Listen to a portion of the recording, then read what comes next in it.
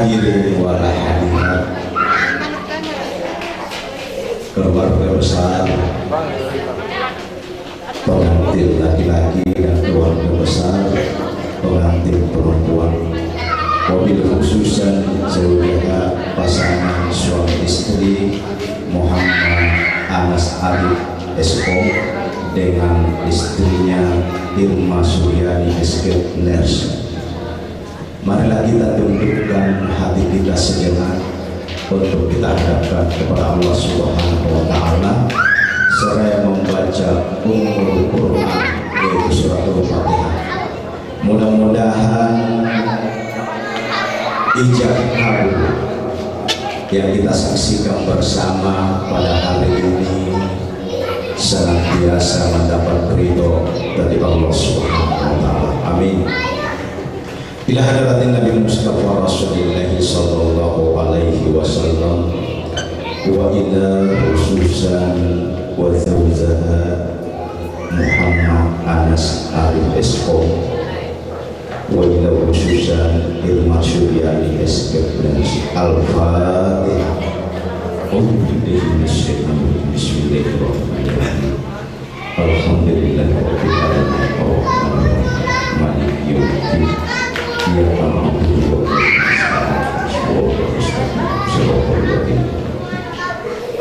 Amin amin ya rabbal alamin. Terima kasih. Wassalamu rasulihil karim wala haula wala quwwata illa billahil aliyyil azim. Hadirin wal hadirat, wabil khususan pengantin laki-laki dan pengantin perempuan yang pada hari ini berbahagia di hadapan kita semua. Puji dan syukur kehadirat Allah Subhanahu wa Ta'ala senantiasa kita peruntukkan.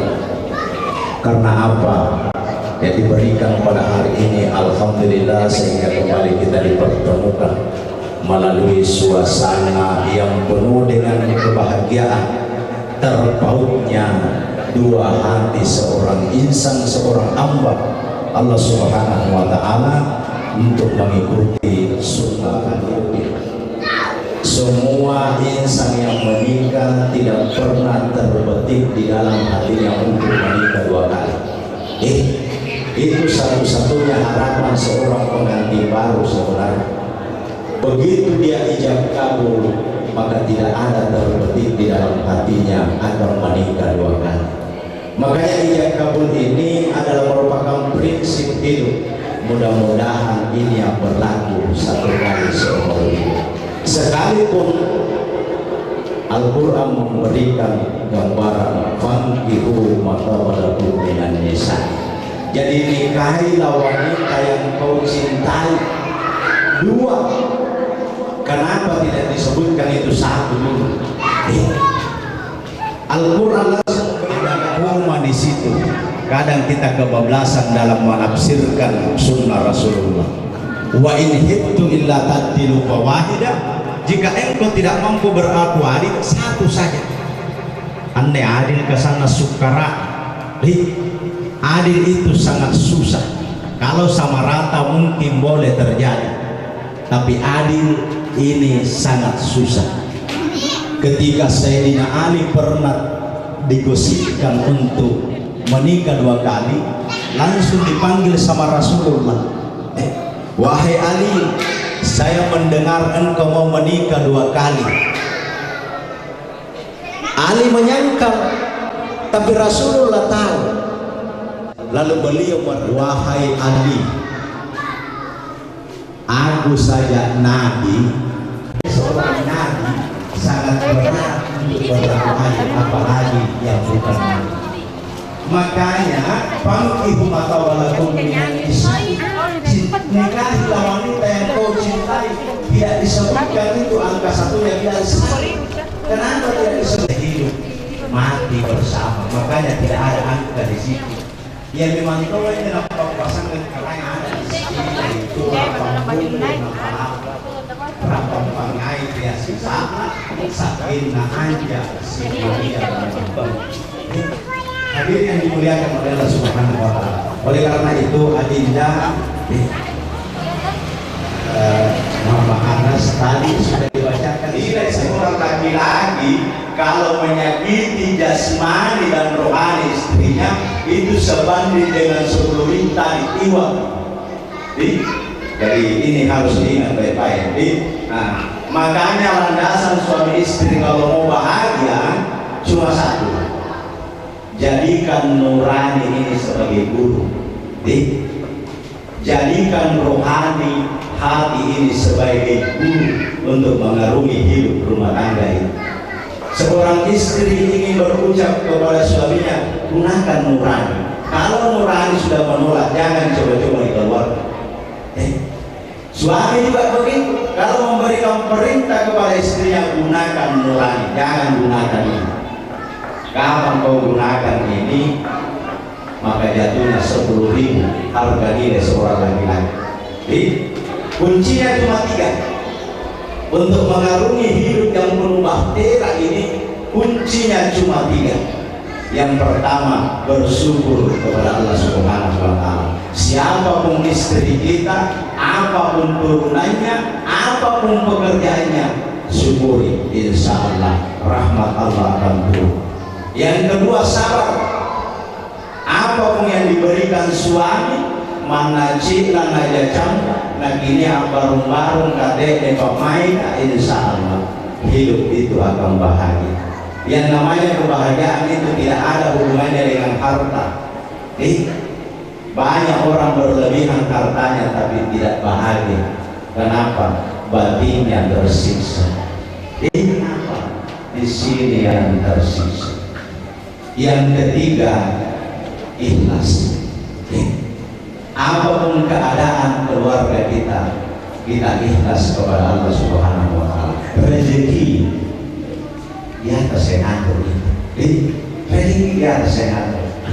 Mana sih aja segan cambal walau nih sambil aku ini kali dilarang kan. Tapi kalau kita ikhlas menjalani hidup, insya Allah akan dijawab oleh Allah Subhanahu wa Ta'ala. Khusus kepada harinya kita diproklamirkan kepada keluarga bahwa sah kemanapun berjalan bersama, tidak perlu lagi dicurigai. Tapi ingat, dalam pandangan para ulama, nikah syariah ini tidak cukup untuk menghalalkan apa yang kita laksanakan. Makanya ada yang namanya nikah batin. Sebentar ini atau besok, sebelum yang satu itu dihalalkan, nikah batin dulu.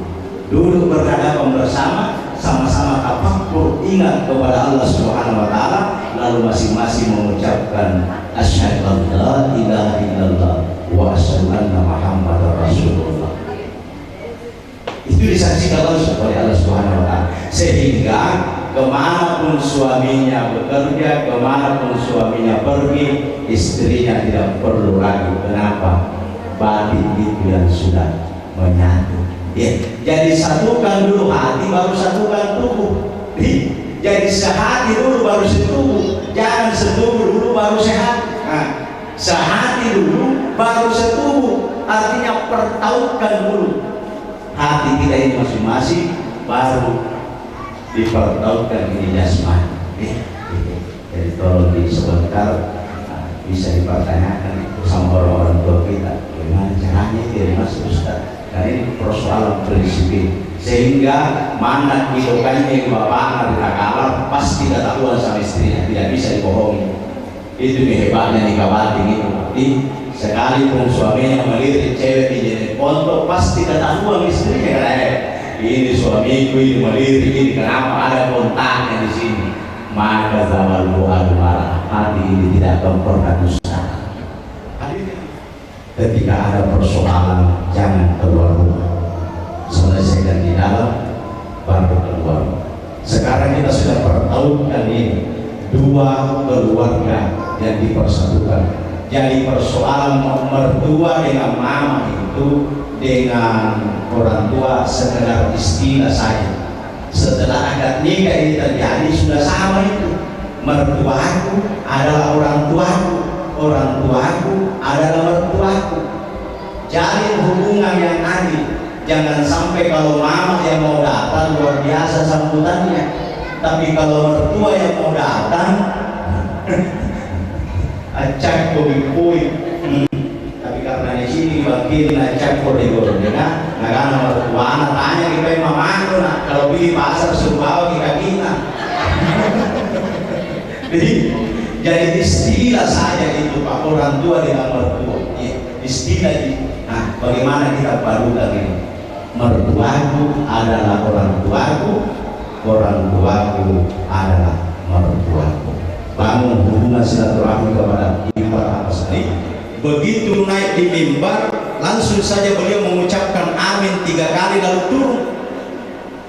Begitu naik di mimbar langsung beliau amin, amin, amin. Beliau sudah turun lagi.